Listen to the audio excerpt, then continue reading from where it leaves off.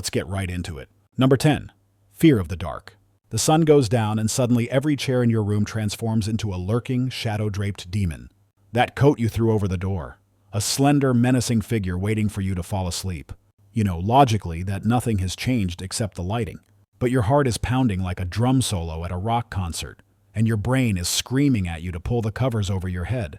The one universally accepted monster-proof force field. This isn't you being a coward.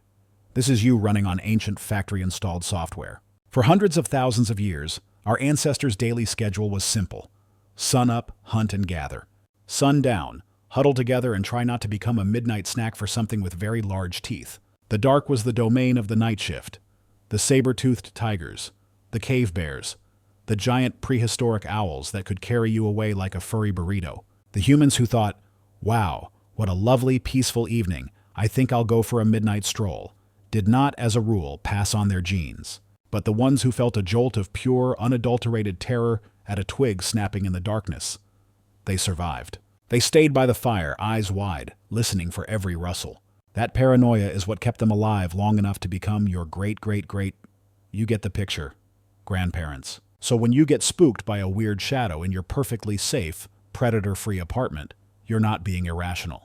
Your brain is just running a security scan for megafauna that have been extinct for 10,000 years.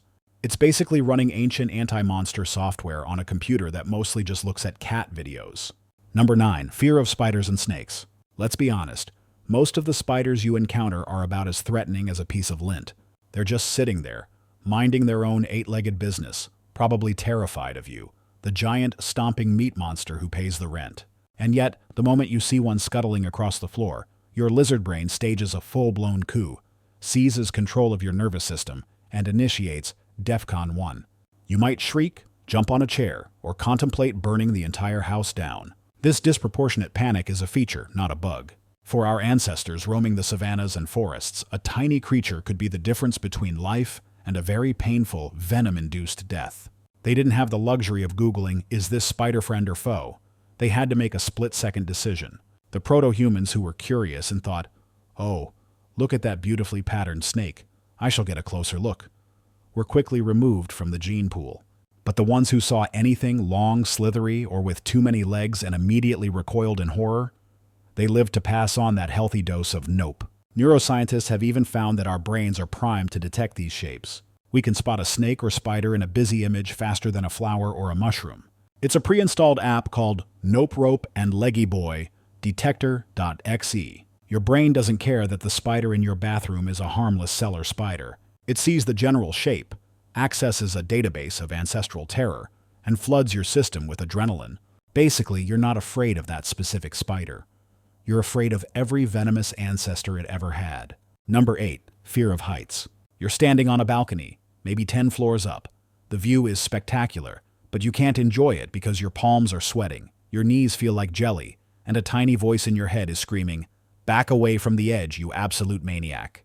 You're perfectly safe. There's a sturdy railing, and yet your body is convinced you're one clumsy step away from becoming a pavement pancake. Welcome to acrophobia, the fear of heights, which is less a phobia and more a finely tuned survival setting. For millions of years, our primate ancestors lived in trees. Falling out of a tree meant one of two things: a quick, messy death on the ground below, or a slow, agonizing death because you were injured and couldn't escape a predator. The ones who were a little too cavalier about climbing, the ones who liked to show off their branch-swinging skills a little too close to the edge, often ended up as a cautionary tale. But the primates who had a healthy, gripping fear of falling, the ones who checked every branch, kept a low center of gravity, and felt a surge of panic when they looked down, they survived. That instinct is now hardwired into your DNA. That dizzy, weak-kneed feeling you get is your brain and body collaborating on a very dramatic intervention. Your brain pumps the brakes on your motor skills to prevent any sudden, stupid movements, while your body prepares for the worst. It's your internal safety inspector having a full-blown panic attack on your behalf. So next time you feel that fear, just thank your ancient monkey brain for not letting you do something incredibly stupid. Number 7. Fear of public speaking. You're standing in front of a conference room. The absolute worst thing that can realistically happen is that Karen from accounting thinks your PowerPoint transitions are a bit tacky, or you mispronounce synergy, and yet your heart is pounding, your mouth is dry, and you're sweating like you just ran a marathon. Your body is preparing to either fight or flee from a slightly passive-aggressive email chain. What is going on? This is glossophobia, and it's one of the most common fears in the world. The root of this terror isn't about the speech itself. It's about the eyes. All those eyes staring at you, judging you. For our tribal ancestors, social cohesion was everything. Your survival depended on being an accepted, valued member of the group. If the tribe decided you were weird, useless, or untrustworthy, they'd kick you out. And being kicked out wasn't a gentle, "we think you should see other tribes." It was a death sentence. Alone, you were vulnerable to starvation, predators, and the elements. So when you stand in front of an audience, your primitive brain doesn't see colleagues. It sees a tribal council weighing your fate. Every blank stare is a judgment. Every cough is a sign of disapproval. The fear of saying the wrong thing and being rejected triggers the same life-or-death panic as being cornered by a wild animal. Your body is flooding you with cortisol and adrenaline because, on a primal level, it believes that a bad presentation could lead to you being left for the wolves. You're not scared of your boss. You're scared of exile. Number 6. Fear of clustered holes. You see a lotus seed pod, a picture of honeycomb, or even the aerated bubbles in a pancake, and something inside you just recoils. You feel a deep, visceral sense of disgust and unease. Your skin might crawl. You want to look away, but you can't. This is trypophobia, the fear of irregular patterns or clusters of small holes. And while it sounds bizarrely specific, it's tapping into one of our most fundamental survival instincts, disease avoidance. Think about what clusters of holes or weird bumps signify in nature. They often mean something is wrong. We're talking about skin diseases, parasitic infections, rotting flesh, or infested wood. A rash, boils, or lesions are all visual cues for danger, do not touch, contagious. Our ancestors who had a strong, instinctual aversion to these patterns were more likely to avoid sickness and contamination. The ones who thought, "Ooh, interesting pustules, I wonder what they feel like," probably didn't live long, healthy lives. Your trypophobic reaction is your brain's ancient disease prevention system going into overdrive. It sees a pattern that vaguely resembles a rash or a nest of parasites and sounds the alarm. It's not a conscious thought. It's a deep, gut-level revulsion designed to make you back away from a potential source of infection. So when you get creeped out by the head of a sunflower, your brain isn't being weird. It's just running an ancient public health protocol that sees potential plague in your breakfast. Number 5. Fear of being watched. You're home alone, late at night. Everything is quiet. Suddenly, you get that prickly feeling on the back of your neck, an unshakable sensation that you are not alone, that someone is watching you. You check the windows, you look behind the curtains, you tell yourself you're being ridiculous, but the feeling persists. It's a primal, deeply unsettling fear that turns your own home into a horror movie set. This feeling, sometimes called scopophobia, is your brain's predator detection system on high alert. For every moment of our evolutionary history until about 5 minutes ago, the feeling of being watched meant one thing. You were being stalked. In the wild, the prey that doesn't notice the predator in the bushes becomes lunch. The ones who survived were the ones who were hyper-attuned to the slightest hint of an observer, a rustle in the grass, a shadow that moved wrong, or just that intuitive, gut-wrenching feeling of being a target. Our brains evolved to be exceptionally good at detecting faces and eyes, even where there are none. That's why we see faces in clouds or electrical sockets. It was far safer to have 1,000 false positives, mistaking a tree stump for a lion, than to have one false negative and end up as dinner. That creepy feeling is your amygdala, the brain's fear center, screaming, "Potential threat detected! Initiate panic!" It doesn't care if it's just a tree branch scraping against the window. It's operating on the ancient principle that it's better to be paranoid and wrong than to be complacent and dead. Number 4. Fear of deep water. You're at the beach, and the water is beautiful. You wade out, and it's fine. But then you swim a bit further, to the point where your feet can no longer touch the bottom. You look down, and all you see is dark, murky, blue-green nothingness stretching into the abyss. Suddenly, the vastness of it all hits you. What's down there? What's swimming beneath you, just out of sight? A wave of panic washes over you, far more powerful than the gentle ocean currents. This is thalassophobia, the fear of large, deep bodies of water, and it is profoundly logical. For our land-dwelling ancestors, water was both a source of life and a massive, unpredictable hazard. First, there's the obvious risk of drowning. We are not fish.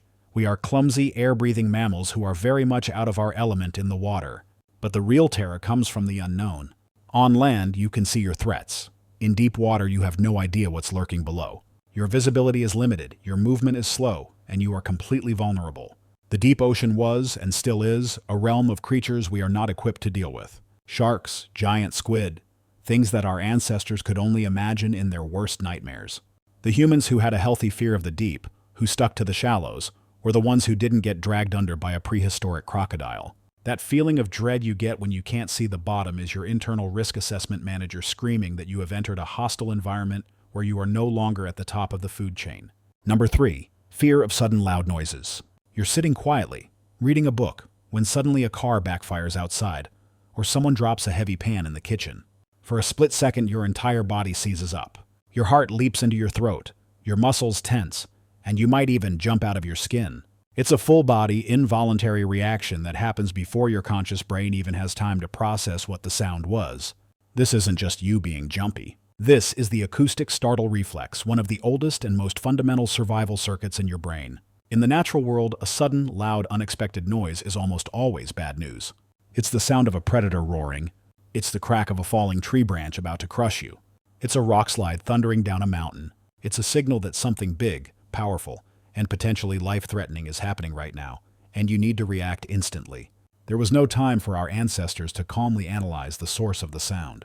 The ones who paused to think, I wonder what that loud cracking sound was, were often removed from the gene pool via crushing or consumption.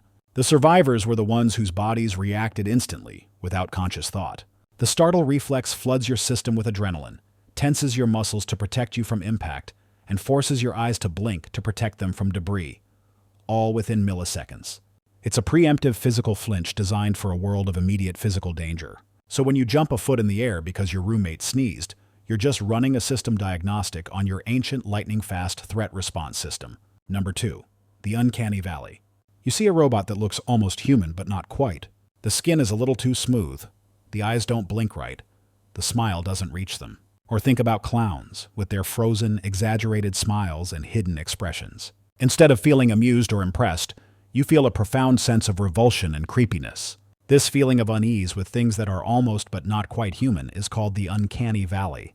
This isn't just a matter of aesthetics. It's another ancient survival program running in the background.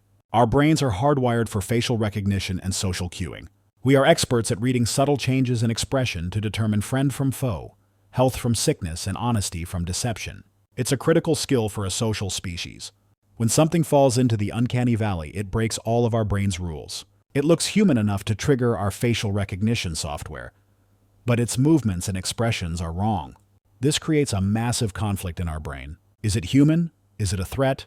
Is it sick? The fixed smile of a clown or the dead eyes of a realistic doll prevent us from reading their true intentions, which our brain interprets as a major red flag. It could be hiding aggression or disease. The Uncanny Valley is essentially an error message in our social processing system, a warning that says, something is fundamentally wrong here. This being is not what it appears to be. Do not trust it. Your visceral revulsion is your brain's way of protecting you from a potential threat you can't properly analyze. Number 1. Fear of social rejection. Think about the last time you felt truly embarrassed. Maybe you tripped in public, said something stupid in a meeting, or sent a text to the wrong person. The feeling is excruciating, a hot flash of shame and panic that makes you want the ground to swallow you whole. Logically, it's not a big deal. No one was physically harmed. But the emotional pain can be surprisingly intense. This isn't just you being sensitive, it's the modern manifestation of our most dominant and powerful ancient fear. For our ancestors, the single greatest threat to survival wasn't a predator or a famine. It was being cast out from the tribe. We are social animals. We survived because we cooperated. We hunted in groups, raised children in groups, and defended ourselves in groups. An individual alone was almost certainly a dead individual. Therefore, anything that threatened your standing within the group was a threat to your life. This is why social fears are so potent. The fear of public speaking, the anxiety of meeting new people, the dread of being judged, they all stem from this one core terror. If they don't like me, I will be cast out, and I will die. Your brain literally cannot tell the difference between social death and actual death. The same neural pathways that process physical pain are activated by social rejection. When you feel the sting of embarrassment, your brain is sending you the same type of alarm signal it would if you touched a hot stove. It's a desperate primal plea. Fit in. Don't mess this up. Our very survival depends on these people not thinking we're a complete weirdo. Every time you obsess over a clumsy social interaction, you're just listening to the echoes of an ancient instinct that kept us alive by making sure we never, ever got voted off the island. That's all for today. I'll be making similar videos in the future. Subscribe to see them.